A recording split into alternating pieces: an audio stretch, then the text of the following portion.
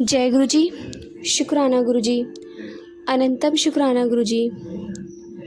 संगत जी, आज मैंने एक आंटी का सत्संग सुना और उन्होंने अपने सत्संग में बताया कि उनकी लाइफस्टाइल बहुत ही कहते हैं ना कि एक होती है कि मौज मस्ती वाली। वो हमेशा अपनी लाइफ को एंजॉय करते थे। कभी किटी पार्टी में जाना, कभी कहीं पार्टी में जाना, हमेशा पार्टी, ओनली पार्टी। तो भगवान से कहीं दूर दूर तक उनका लेना देना नहीं था, क्योंकि जहाँ उनकी शादी हुई थी वो महाराष्ट्रन थे उनके हस्बैंड, और उनकी जो फैमिली थी, उनके घर वाले जो थे, उनके मम्मी पापा, वो पंजाबी थे। तो ऐसी कोई वो नहीं थी कि अपने ससुराल में जाके उनकी जो भी थी रूल्स वगैरह वो सब अलग थे। तो वो भूल चुकी थी कि उनकी लाइफ में बिहार में उनके क्या क्या होता था, क्या चीज़ें होती थी, वो सब भूल चुकी थी। अपनी लाइफ को खाना पीना, मज़ा करना और इन्जॉय करना, बस। एक दिन उनकी हस्बैंड की तबीयत ख़राब हो जाती है।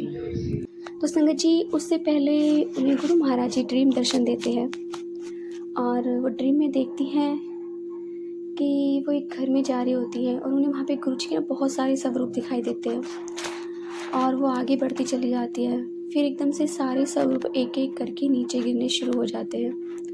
वो आंटी हर एक स्वरूप को उठाती है। लास्ट में उनके हस्बैंड का स्वरूप होता है, उनकी फ़ोटो होती है उनके हस्बैंड की। सॉरी, उनकी स्वरूप निकल गया मुँह से, सॉरी संगत जी। तो लास्ट में ना उनके हस्बैंड की फ़ोटो होती है और वो भी गिर जाती है। तो वो एकदम से उठा लेती हैं, मगर उन्हें समझ में नहीं आता क्योंकि वो टूट जाती है गिरते ही। तो समझ में नहीं आता, वो सोचते ये क्या हो गया, ये तो सही नहीं है, तो गलत है। जैसे कहते हैं ना, कांच का टूटना अपशगुन होता है, माना जाता है। तो उन्हें सपने में कुछ समझ में नहीं आता कि क्या हुआ, और जब उठती हैं कुछ टाइम उनकी ये बात दिमाग में रहती है और फिर वो भूल जाती है। फिर से वही अपना खाना पीना, लाइफस्टाइल उनका फिर से वही हो जाता है। तो जब उनके हस्बैंड की तबीयत ख़राब होती है, बहुत ज़्यादा तबीयत ख़राब हो जाती है, तो उन्हें हॉस्पिटल में लेके जाया जाता है और वहाँ जाके डॉक्टर उनका अल्ट्रासाउंड करते हैं और बताते हैं कि उनकी जो पेट में है कांच का टुकड़ा है।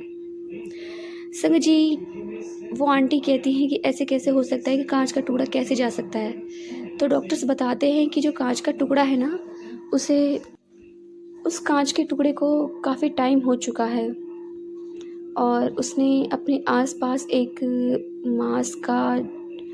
मांस इकट्ठा हो चुका है उसके आसपास, और वो उसके अंदर है और हमें जल्द से जल्द इनका ऑपरेशन करना पड़ेगा, वरना कुछ भी हो सकता है। तो संगत जी, उनको समझ में नहीं आता। वो अपनी मौसी को फ़ोन करती हैं और बताती हैं और अपना ड्रीम भी बताती हैं कि ऐसे ऐसे गुरु महाराज जी ने मुझे ड्रीम दर्शन दिए। तो वो कहती है ठीक है, मैं सुबह आ जाऊँगी। तो संगत जी, वो सुबह आ जाती हैं और जब उनके हस्बैंड की हालत देखती हैं तो बताती है कि एने तो बड़े मंदिर लेके जाना चाहिए सी। तो वो सब समझ में नहीं आता कि मैं कैसे लेके जाऊँ, क्या करूँ। तो कहती हैं कि तू ना जपजी साहिब का पाठ सुबह पढ़ और सुखमनी साहिब का पाठ शाम को पढ़।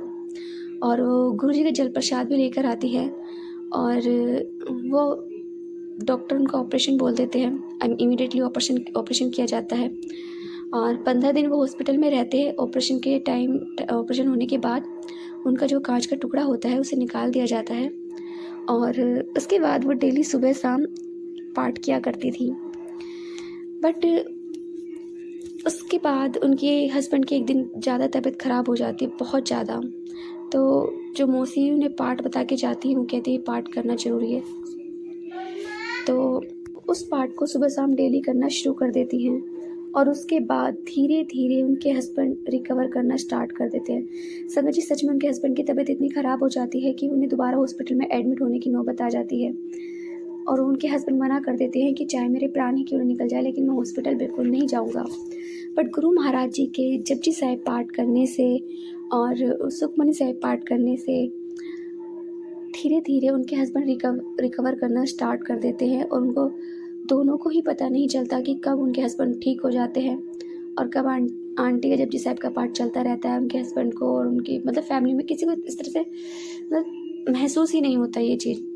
उनके हस्बैंड बहुत जल्दी रिकवर हो जाते हैं, बहुत जल्दी से ठीक हो जाते हैं और फिर दोनों डिसाइड करते हैं कि अब हम ये मौज मस्ती जो हमने करनी थी बहुत कर ली, अब सिर्फ भगवान में, गुरु में ध्यान देना है। तो सच में संगत जी, आप लाइफ में कुछ भी करो, चाहे 2 मिनट निकालो, चाहे 10 मिनट निकालो, मतलब एक टाइम दो कि आपको ये अपना टाइम अपने गुरु के लिए या अपने भगवान के लिए निकालना ही निकालना है। जब भी आप पूजा करो तो ध्यान में ज़रूर बैठो। सच में संगत जी, आप किसी भी देवी देवता की पूजा करो, ध्यान में बैठो, आपको हर चीज़ के आंसर मिलेंगे, हर चीज़ के जवाब मिलेंगे। तो जय गुरु जी, शुक्राना गुरु जी, अनंत अनंतम शुक्राना गुरु जी। संगत जी, यदि आपको सत्संग अच्छा लगा तो प्लीज़ हमारे चैनल को लाइक कीजिए, सब्सक्राइब कीजिए, बेल आइकन को प्रेस कर दीजिए ताकि नए सत्संग की जानकारी आपको जल्द से जल्द मिल सके। संगत जी, यदि आप भी अपना सत्संग शेयर करना चाहते हैं तो आप हमें हमारे व्हाट्सएप नंबर पर लिख कर भेज सकते हैं, रिकॉर्ड कर भेज सकते हैं। आपके सत्संग भी और संगत शेयर किए जाएंगे। जय गुरु जी, शुक्राना गुरु जी।